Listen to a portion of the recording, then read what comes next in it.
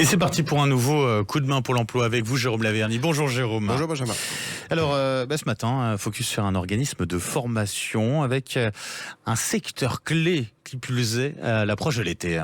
Oui, hautement symbolique, gros décollage, c'est le cas de le dire, sur les recrutements et, par voie de conséquence, les formations dans le cadre des métiers aéroportuaires et autres. En tout cas, c'est de cela dont on va parler, et notamment aussi dans la perspective peut-être de contrats d'apprentissage, de cycles d'alternance.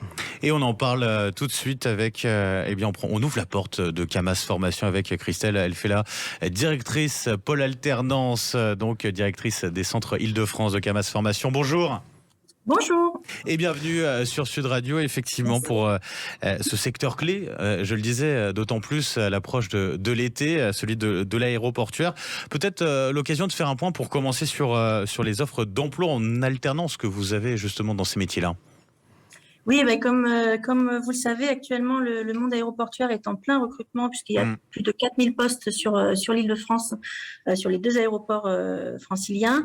Et nous, par voie de conséquence, on recrute aussi en alternance pour nos clients aéroportuaires. Donc, on a plus de 400 postes à pourvoir actuellement sur les différents métiers, comme la piste, l'escale, l'accueil, la logistique, la sûreté-sécurité et le nettoyage avion.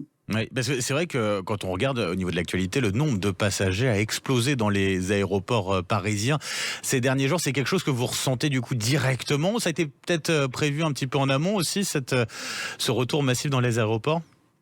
Alors ça s'est fait assez dans l'urgence néanmoins, c'est-à-dire que les entreprises ont eu du mal à s'engager sur des recrutements et actuellement la demande explose et on voit que les équipes ont du mal à se mettre en place et les entreprises ont vraiment peur d'une surchauffe sur les aéroports, d'où des recrutements massifs actuellement.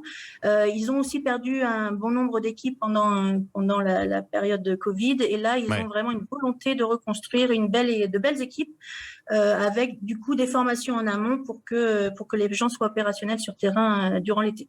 Jérôme Laverny. Oui, un certain nombre de ces formations s'opèrent dans un cadre réglementaire et puis pour d'autres, elles requièrent un certain nombre de compétences. Est-ce que vous pouvez rappeler les compétences requises pour un certain nombre de ces métiers, en tout cas celles qui sont communes, et puis la durée aussi de ces formations réglementaires?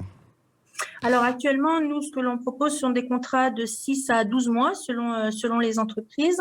On les forme tout au long du contrat avec un SAS au démarrage pour qu'ils soient opérationnels sur terrain.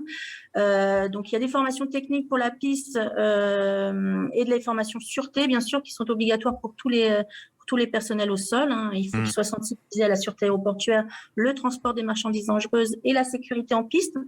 C'est un gros cheval de bataille des aéroports, la sécurité.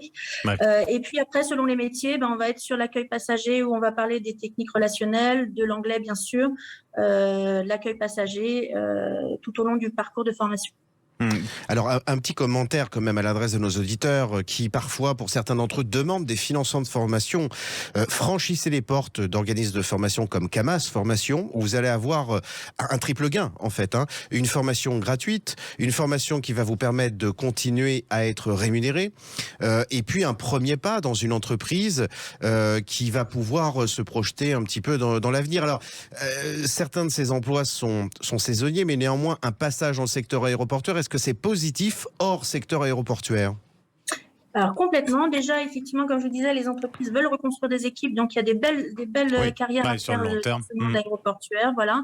Et effectivement, il y a des passerelles entre les métiers, puisqu'un accueil passager en aéroportuaire est très formateur. On a beaucoup de choses à gérer, des passagers angoissés et autres, et donc on va retrouver cet accueil soit en entreprise, soit sur le ferroviaire, le maritime ou d'autres lieux, voilà. Et puis on apprend aussi la rigueur quand on est sur l'aéroportuaire, le travail en équipe, et ça se rejoint aussi avec la logistique, le transport et tous ces domaines-là. Bah oui, c'est quelque chose qui est beaucoup demandé. En tout cas, un grand merci Christelle Elfella d'avoir été avec nous ce matin sur Sud Radio. Je rappelle, directrice pôle alternance, directrice des centres Île-de-France chez Camas Formation. Merci à vous. Je vous souhaite une très belle journée. Merci à vous-même. Au revoir. Merci beaucoup. Merci à vous aussi, Jérôme Laverny. On se retrouve demain pour un nouveau coup de main pour l'emploi. À demain, Benjamin.